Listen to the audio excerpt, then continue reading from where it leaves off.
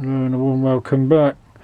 Today on the bench is just a neon that I'm testing, part of the Tech 547, and I've just got it on the variac isolation transformer with a 560k resistor there, because I don't know how much current, I don't want to blow it. And I hope you can see it. Let's pop it down a bit more. I hope you can see that there. That is glowing, so that neon is good. And this is part of, I will show you. Neon goes here. And this is V584. And it is one side of the horizontal driver amplifier, well, you know, that drives the horizontal plates which are underneath there. They're the wires to the horizontal plates. See that? We've got a white and blue and a white and red. They go to the plates in the cathode ray tube. And I was getting, basically what I've done, I've started by taking voltage measurements. Yeah, it's all a bit chaotic. So over here, this is V574, and all the voltages, DC voltages, just about check out. That's fine. However, on V584, the first one, the anode there, that checks out. 356 should be 350. However, on the grid we've got minus 3.9 volts when we should have 325 volts, or sort of minus 10 volts ish. Same goes for the cathode here. We should have 325 volts, we've got 10.8, and obviously 10.8 because 3 and 9 are joined. Why they're joining the cathode and the, I think this is a screen, I don't know. Obviously I don't know. That's a puzzler, that is, because that's not the case on V574, which is its opposite brethren, if you're with me. And then after that, like the other side, the other triode, that about checks out. So I had a look at it, I had a look at the schematic. We've got this neon here, which I suspected. That's okay, as you have just seen. There's a 47 R resistor down here. There's a 47R right the way down there. That checks out. And pin 6, yeah, we've done that. Check the 30k resistor. So we've got like a big, 18k with some taps off it, 2 taps, and then behind it we've got our 30k. So we've got to check that 30k out as well. I've had to unsolder that 18k basically to get to it, to that neon, and also I've had to take out a little capacitor, adjustable capacitor, which sits right there. It's a bit of a swine. And to compound matters, we've still got a problem. I'll do it this way. We've still got a problem with our EHT section. I should have really made sure it was bang on 100%. See this 270 ohm resistor here, and this carbon comp, that is getting hot as buggery. And before I suspected this capacitor here, changed it for this capacitor, and the voltage went up and it stopped cooking. That 270 ohm resistor got a red wire down here that goes through here, and I'm pretty sure goes on to the transformer. So over the transformers, I don't know, got too much of a load, or I don't really know. That's a bit of a puzzler, that. So I'm going to have to look at the transformer as well. So yeah, we've got quite a few things wrong. Oh blimey, fucking code in here. Beginning of March 2025. As you saw yesterday, this resistor here was getting really hot. That resistor goes to, where's that red one? There. That's the centre tap of this EHT transformer. Shit. That's the centre tap of the EHT transformer. Therefore, I suspect the EHT transformer is kaput. So I've got this spare EHT section here. As far as I know, this is okay. We'll give it a try. But it is going to take quite a bit of work because all the diodes will need doing, etc. And this one will have to come out, and then I'm going to have to take out the big doorknob, as we call them, capacitor there. So I shall crack on with that and try and do as little damage as possible, because it's very easy to damage these things, as I've found out to my cost. So what you end up doing, you end up concentrating on your joint here, then you end up burning the plastic here. Yeah, and these little ceramic, oh, you can't fucking see, can you? And these little ceramic doodads here, quite hard. Yeah, they're not too bad, but yeah, they can be a little bit tricky. And we've got to unsolder those 3 wires there, and they never come out very well because they're stranded cable. Yeah, they never go in exactly 100%. So I shall crack on with that and see you in a bit. That's going to take me about an hour, that is, I reckon. Ho ho ho. I'd have thought, instead of taking all them blinking diodes out that I put in the other day so nicely, I'm going to try taking the transformer out and swapping the transformer only. The only problem is underneath these are all our heater windings, and so to get the EHT transformer out, we're going to have to take that out, unless we just cut the buggers. No, I don't want to do that. Don't want to do any damage that can't be, you know, sorted. Right, so I'm going to have to unsolder all these and whatever I'm going to have to do, I'm going to have to unsolder a load of bloody stuff. But I think that's the way we're going to swap the HT transformers over. Right, that's one off.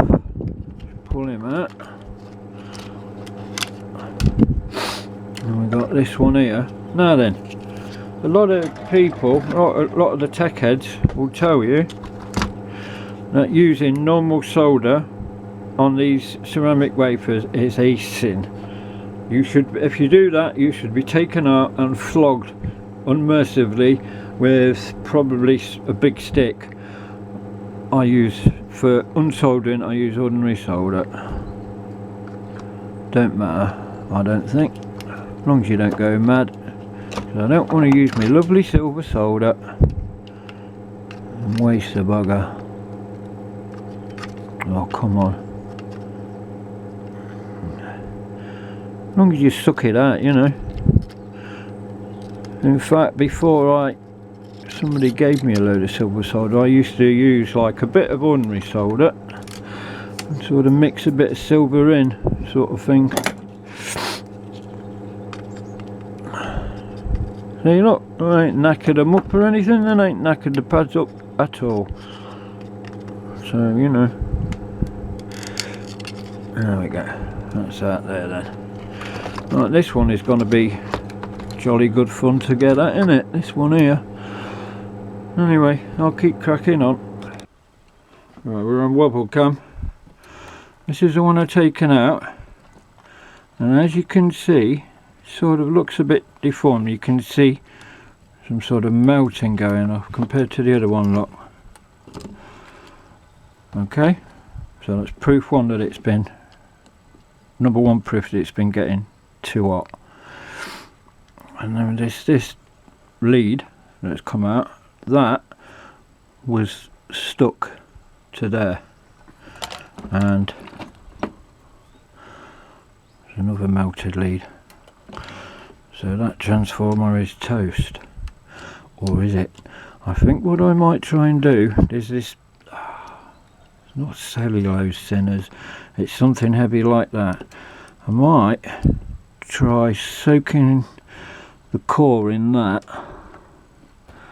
I don't know, I might try soaking the core, see if I can get out all the epoxy, and then see if we can use like some thin down high, you know, really good like electrical varnish on that, see if we can, you know, sort it out. Anyway, this one looks a lot better, so that's got to go into there, obviously. Let's go in the control room and have a look at all the transformer connections. Okay, here's the EHT schematic. So this is our EHT transformer. So we've got a primary here, 1, 2, 3. Let me jump over to here. So that's 1, 2, 3, that's a primary. 4, 5, 6, 7, 8, 9. Right, let's jump back over there. Right, so we've got, I can't see 4. Where the fuck is 4? I don't know. I think 4 goes off the board somewhere. Got 7, 8, 9. So what I was wondering is, you see this? That is a winding. That is one of those wires. So obviously that there, that secondary tap there has got to go there. But we don't, so we don't need that, I don't think. You know, we don't need a heater one in there. There's 6, that's straightforward. As is 5, 8 and 7. Right, where was I? Right, 8 is a centre tap. That goes down to there. So that looks pretty straightforward. And then these are 3 heater ones, 1, 2, 3. So they can be left off, so we can leave 3 off. Maybe we have to put 1 there, and maybe we have to put 1 there. I'm not sure. I've got to go and have a look at the thing, because you have to try and, you've got to see where the actual things are, you know what I mean? We've got to get the schematic and correlate that to the actual EHT gubbins and wobble cam. I have put back all the components that I had out yesterday when I was trying to sort the output amplifier. I've wired the EHT section in. I spent about an hour humming and hawing because of the connections, these 3 connections here. Where's it gone? On this EHT thing, my gubbins, let's call it, the black and mauve, let's say black and purple, are like that. However, I had a look at the capacitor values and they're different to the other one, and these connections here are different, so I'm just hoping they're right. And so in that case I'm going to power it up and make sure we've got the right HT and things don't go bang. Before I do, however, this 270 ohm resistor had gone high because it's been cooked. It now measures 5k. I've also taken out this little ceramic capacitor, 1000 picofarads. I need to replace that, and I think I'm going to have this sprayed out, and I might even have this other one out while I'm at it, just to make sure everything's cushy, and then I'm going to go through and measure all those components there, make sure they haven't been damaged or cooked. Replace that 270 ohm resistor there with that one. It should do. We'll soon find out. I don't know if you can see that. That's a Hartley oscillator sine wave HT for the HT, which is working. So that's all good. Change those caps, everything's cushy, nothing's gone bang. We'll see how long that lasts for before that smokes. Hope it doesn't. However, one thing we haven't got is high voltage adjustment. I'm going to point you back at the screen.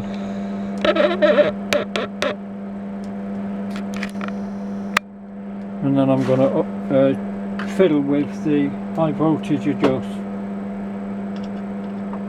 So that should go up and down in amplitude. That's all the way one way. Oh, it sort of does, doesn't it? Okay, I'm going to just check out the HT. Point you at the meter there. Right, I'm going to go and check the high voltage test point. Right, we sort of briefly get 2.1, which is I think too high. Sort of get 1.9, so I think that's too high, so I'm going to adjust that down. It should be 1.8. Set it back to where it was. And I'm just going to test the 8500 volt anode.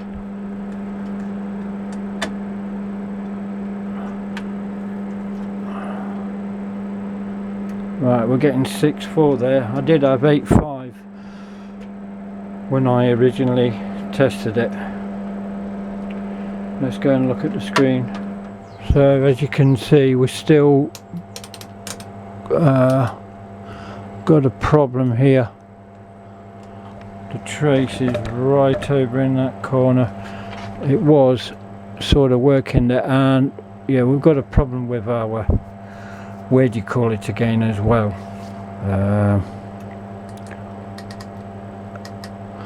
a vertical. Lots of problems, lots and lots of problems, but at least we have got a trace, which is something. So I don't know, yeah, we've got fucking multiple problems. It's like, where the hell do you start? So what I'm going to do now, I'm going to turn it off. See that? That was interesting. See how it moved across the screen there? And I've got all this to check. Check all the transistors right from the beginning all the way to the end. So I'm going to do that. So I want to at least try and get the horizontal working, and then I'll have a look at the vertical. I'm pretty damn sure that it's transistors. I mean, just every time I've worked on a 500 series scope, it's hardly ever the valves, and it's hardly ever resistors and capacitor, you know, apart from the power supply capacitors, it's always transistors or something like that. Anyway, I'll keep cracking on. Good morning, or another day, another whatnot on the Tech 547. Before you see lots of bulbs. These are the, well, apart from that one, that's a neon.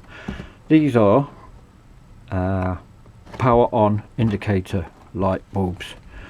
All those three there are X-Tech. They have TS47 on them. All are blown. Every one, not so much that one, I don't know if that will come out on camera. Every one shows blacking on the end. Means they're either getting too hot or they're run over power. As far as I know, the 6.3 volts at 300 milliamps. These ones are out of my stash. Let me just have a look, see if that one's blown. No, that one's a good one. That's the wrong type and looks blown. That is a replacement I got a little while back, and this one is a neon I found yesterday.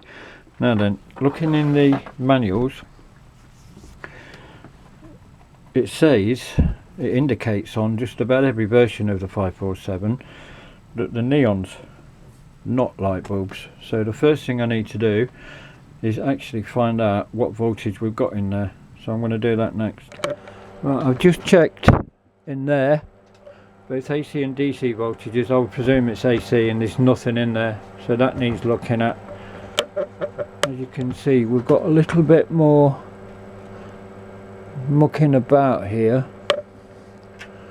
As soon as I move that, look, we're getting some silliness there.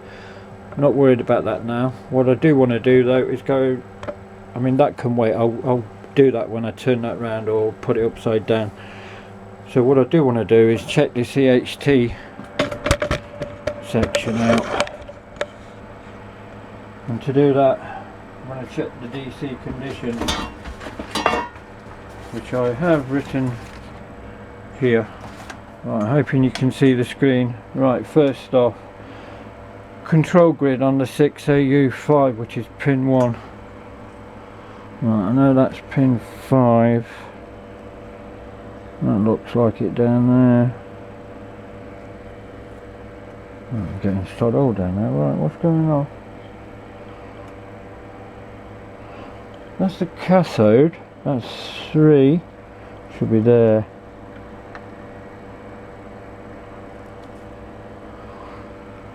Right, it should be minus 55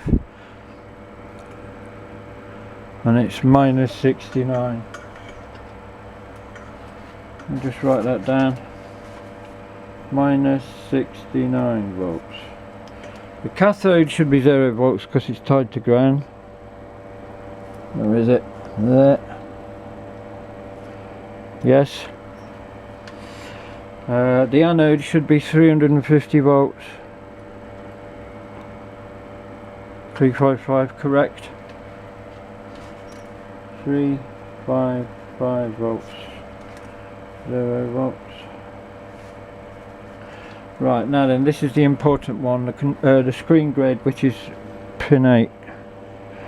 5, 6, 7, 8, that's it. Eh? That should be at plus 90. Working really hard to work around you. Let me keep pointing you there. Right, if that's 5, 4, 3, 2, 1, 5, 6, 7, 8 there.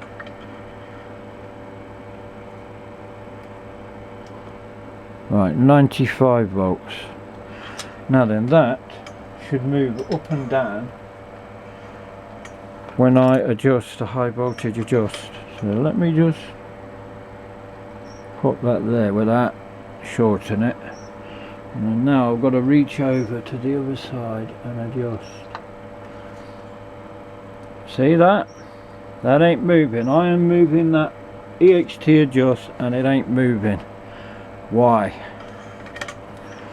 Good question.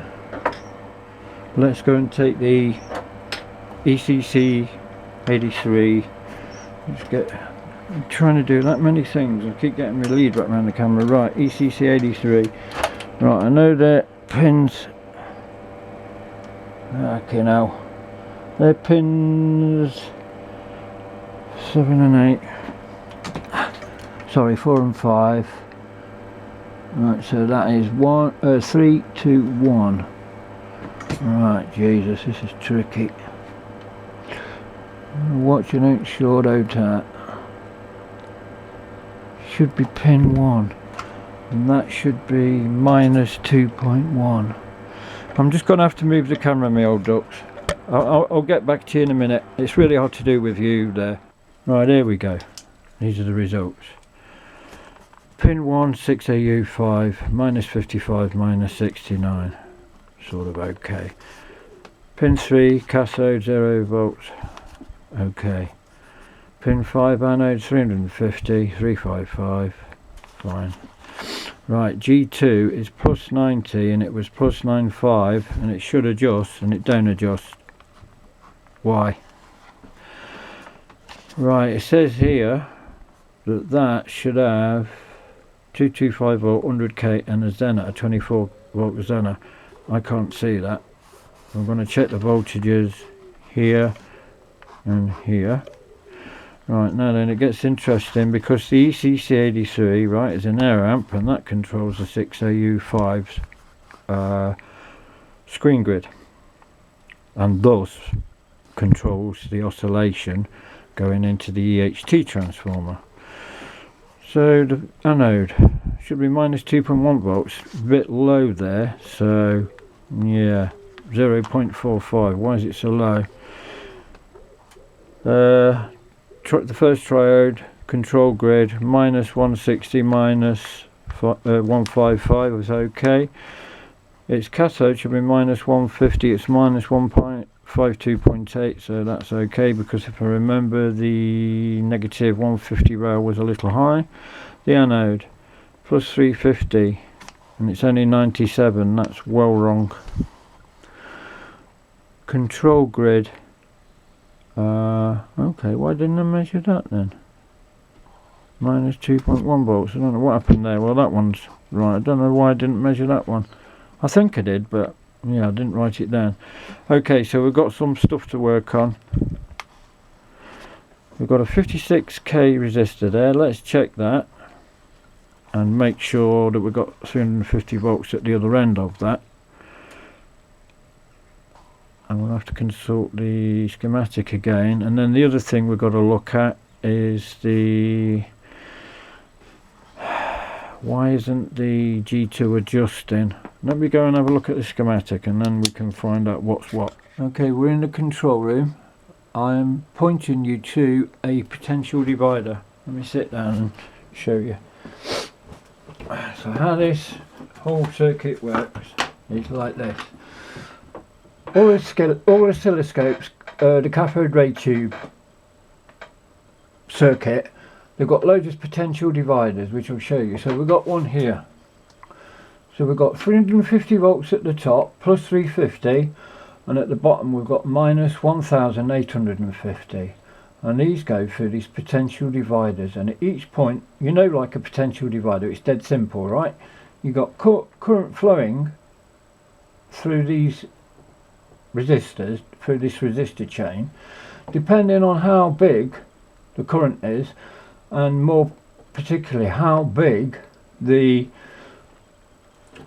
resistance is, they will drop a voltage. So for instance, we're going to get more voltage dropped across this 2.2 meg, the 3.3 meg and the 2.7 meg than we are across this 10k and the 47k, right? So what we've got, the high voltage adjust, got 350 on one side, on one tab of the pot. It's set up as a rheostat, so the wiper is connected to the other tab here. That connects to this 1.2 meg. And then, as we move that up and down, the voltage here will change, and thus the voltage here will change, and thus, let me see if you can see that, and thus the voltage here will change on the control grid of this ECC 83. Oh no, it's not an 83, it's a 12AU7. So did I put an ECC 83 in there? Oh fuck, if I've done that, it's got too much gain. Right, that's what it should do. So to see if, what I'm going to do, I'm going to measure all these anyway, because in the past I've found a lot of them have gone high, although usually I just leave them because they've all sort of gone high to the same extent, so therefore the potential divider ratio is usually still the same. So yeah, we'll leave that. So that's something to check out. What else was wrong? I did say that the anode on the 12AU7 should be 350 volts. It isn't. If you look here, look, see, if we change the control grid here, that is always minus 150 volts ish, the cathode. So we know a valve works like this. If we change the DC voltage on the control grid, that will change the voltage here on the anode. So if we change that, that will change. That is tied to the grid of the second triode in the 12AU7. So if the anode voltage here changes, therefore the control grid voltage here on pin 7 of the second triode will change. If that changes, then the anode voltage here at pin 6 will change. The anode's connected to the screen grid of the 6AU5. If the anode voltage changes, all together now, the screen grid voltage changes. If the screen grid voltage changes, less current will flow through this 6AU5, and as a result the sine wave oscillations will either get bigger or smaller. That's how it works. It's very simple. Now let's see if we can just show you some more potential dividers. Have we got any more? Some scopes have more than others. This is a little bit fancy. It has, yeah, we've got loads of potential dividers. See, let me just go back to that one there. So as you can see, we've got the high voltage adjust, and also we've got this 5 meg pot here with a 3.3 meg in parallel with it. That changes the focus. So if we look at this cathode ray tube, it's just a valve, but it's got a few more grids and all the rest of it. So we've got a cathode like a normal valve, we've got an anode like a normal valve, and then we've got all these control grids. See, it's got 4. So the first one, what's that adjusting? The first one looks like it should be fixed. Let's call that grid 1. Look, oh no. See here, look, we've got this intensity. So that intensity pot will change the voltage on this control grid, and that will change the cathode grid voltage, and just like a normal valve, that will allow more or less current to flow. The second grid is always at 225 volts. Now then, the third grid, the focus, that does sort of a similar thing. Again, it either lets more or less voltage flow through the current flow through the valve, let's call it, tube, and thus focus your beam. It's a little bit more complicated that on a cathode ray tube, but there we go. And then we've got the similar thing here, look. This is still a potential divider, but it's just a 50k pot, and that alters the astigmatism. Unlike a normal valve though, where we have like a sort of load of electrons flowing, this is a little bit more focused. It's more like a beam rather than just like a cloud of electrons flowing like down or which way it doesn't matter. We've got another potential divider here, 225, 127k, 429k, and that looks like that is holding 2 sort of focusing plates. So that's focusing a beam. We've got another potential divider up here to alter the geometry, and then here we've got like a coil that goes round and round. If you look at a cathode ray tube, you'll see it's got all this like spirally wound thing. That's what that is. And then so you got the beam there, and depending on, this is our trace rotation, and I would expect as well that it alters the, what does it alter? No, that just alters that. Right, what isn't shown are the X and Y plates. I don't know why. So that must, right, so we've got that beam going there, and that will make the trace on the scope go like that. Right, let me just see if I can find another one. Couldn't find anything on the computer. We've got this book. So here you can see, look, all the different components of the cathode ray tube. We've got anode 1, anode 2, and then we've already got an anode there as well. It's not really shown. Then we've got a vertical plate and a horizontal plate. So let me zoom you back.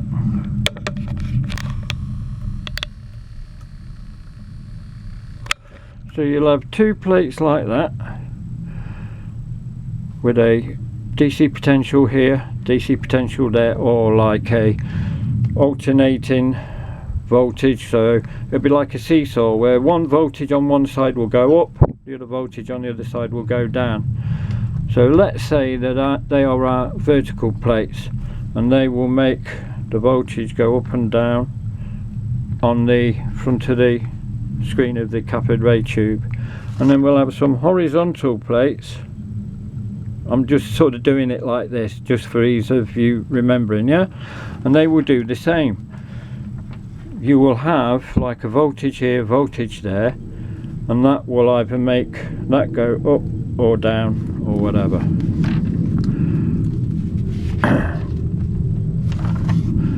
Right, and here we have a simplified diagram of what I just shown you. We've got a power source, and here's our resistor potential divider. Do you see?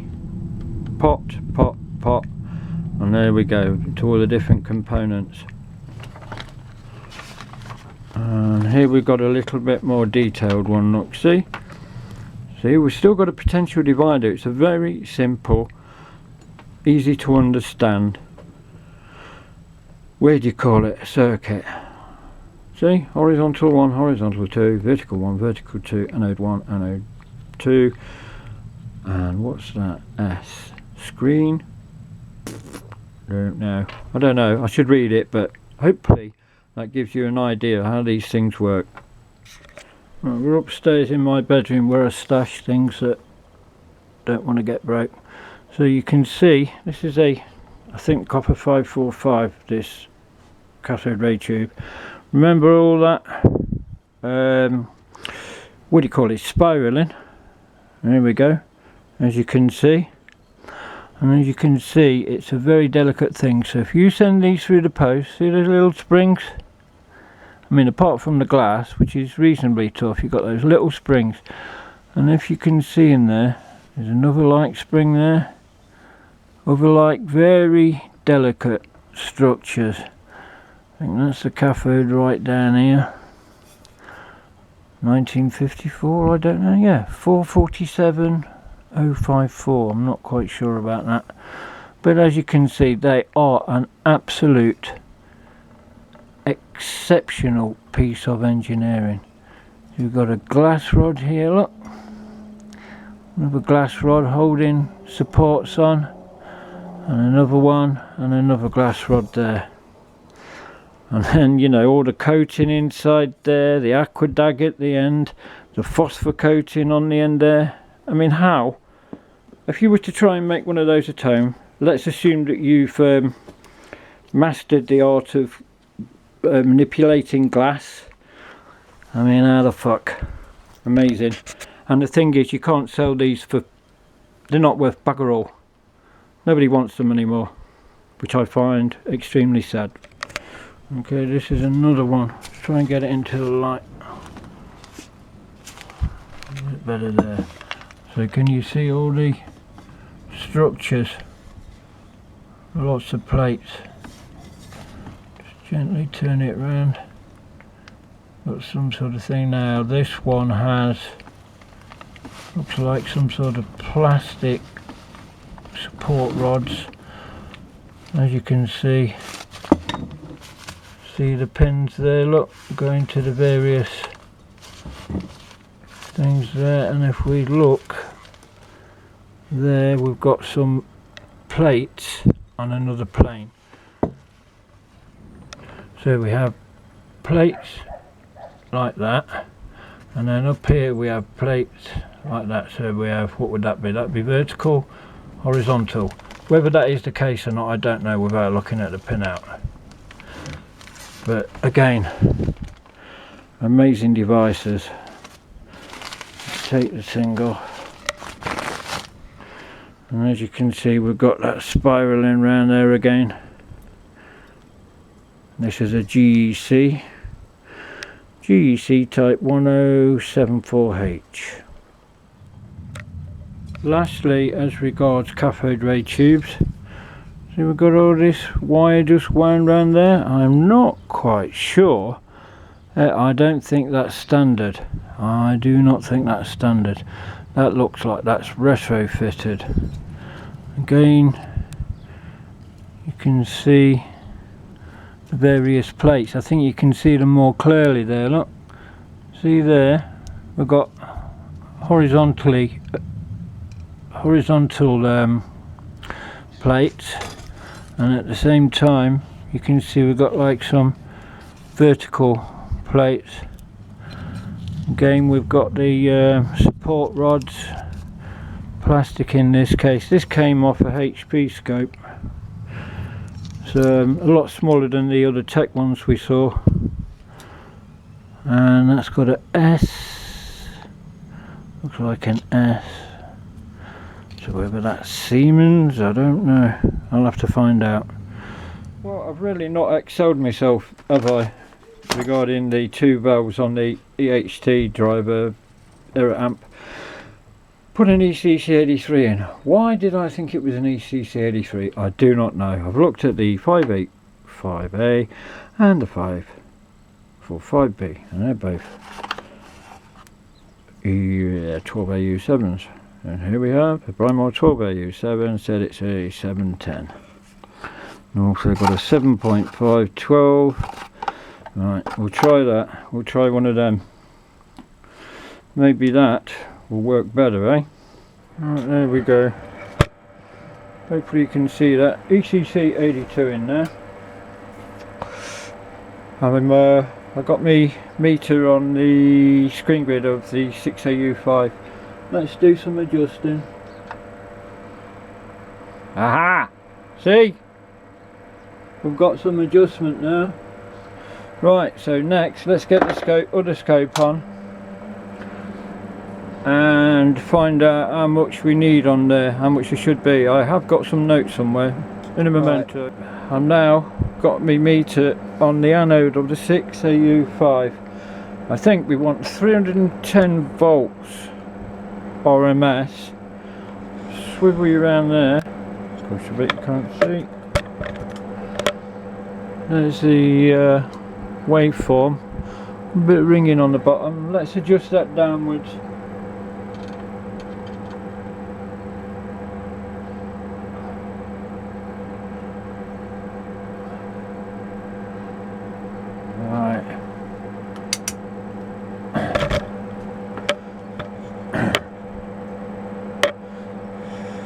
Okay, I had it on DC before. I've got 105 volts RMS. Right, let me figure this out. If I remember rightly, it said we want to be on 100 volts per div. Right, I'm on 1 volt. Is that all I'm on? 1 volt per div I'm on, and I've got the probe set on 10 times, so that is 10 volts per div. And I think that's about right. That's where we want to be. I don't want to get the high voltage probe out and all that, so I'm going to leave it there, sort of give it a bit of an easy time. I can always come back and adjust that another time. So now I need to turn the scope round and right, I need to turn the scope round and check out that horizontal DC conditions. I went through the 547 the other day checking out the horizontal amplifier transistors and found 2 dead transistors. I checked the transistors previously, or those that I could get at. I'll show you in a minute. These were particularly difficult to get at. Both are gone. Whether this is like the actual sort of one of the last sort of driver transistors before they go into the valves. So that one is dead. Whether that's got tin whiskers I don't know. And then this is the second transistor in the chain. I think that is Q, hold on, I don't know, it's Q something or other. Anyway, they're dead. I've got some replacements from Cricklewood, so I can put those in. However, there are quite a few of them. There's quite a few other transistors. and here, down there, and on the other side over here too. I'm going to go through every single transistor and take out any ones that are knackered. I did originally, before I powered this up, check quite a few transistors to you know, make sure they're all right. However, like I say, some are really difficult to get at. I mean, that one wasn't too bad, but the other one, I'll see if I can get you in there.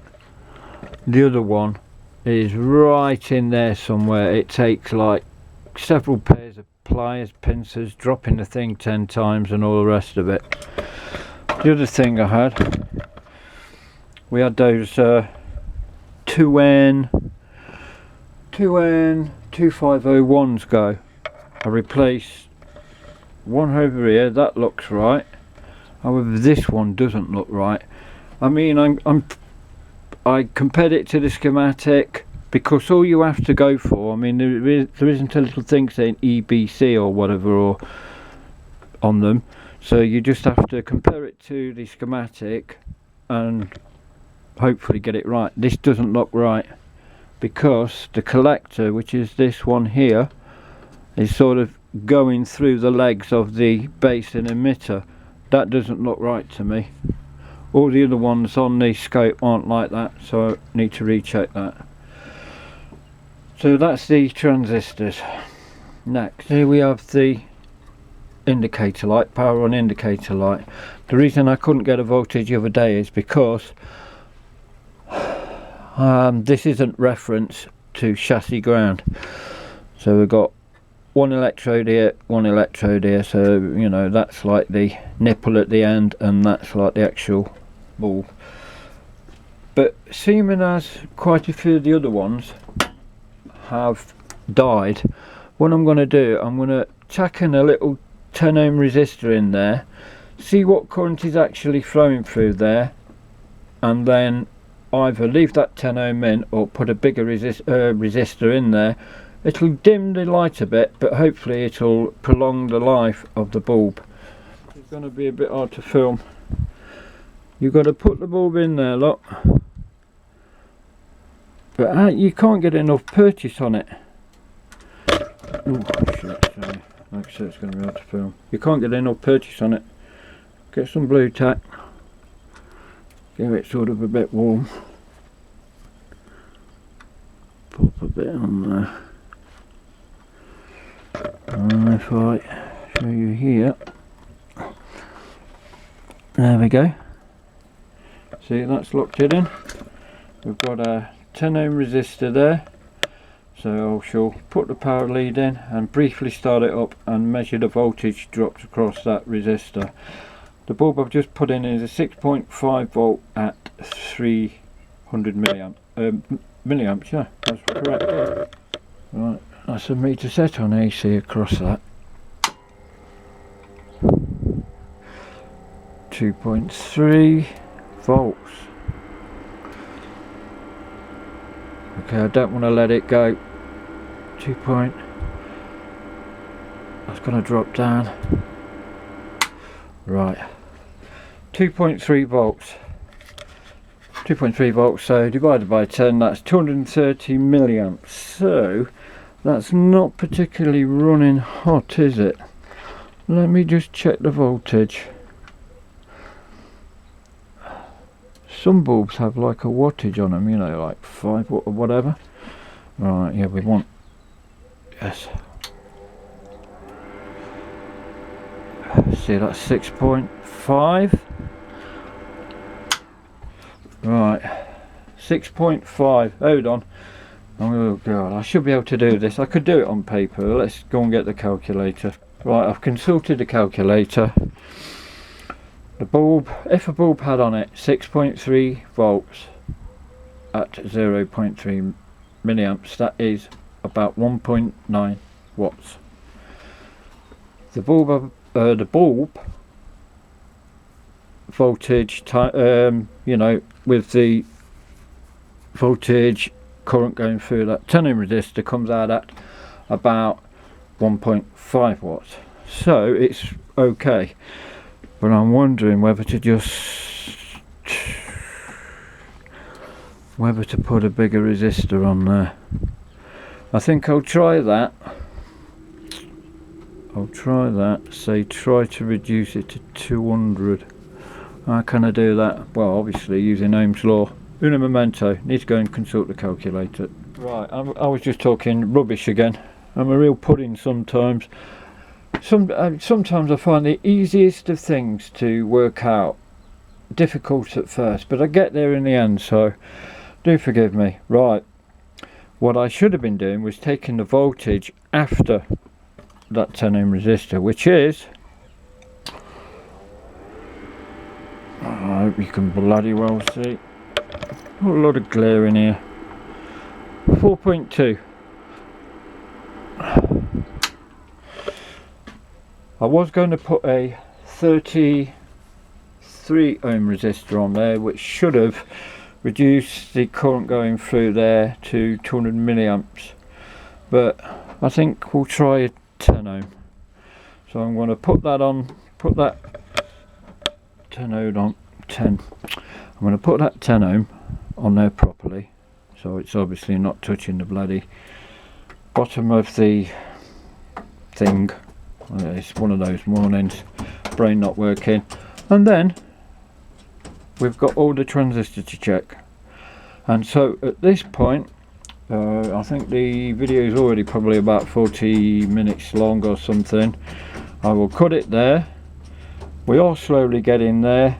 It is slowly. It doesn't help that I've made some really daft mistakes, like forgetting to put valves in and then putting the wrong valve in and all the rest of it. But slowly catch you monkey.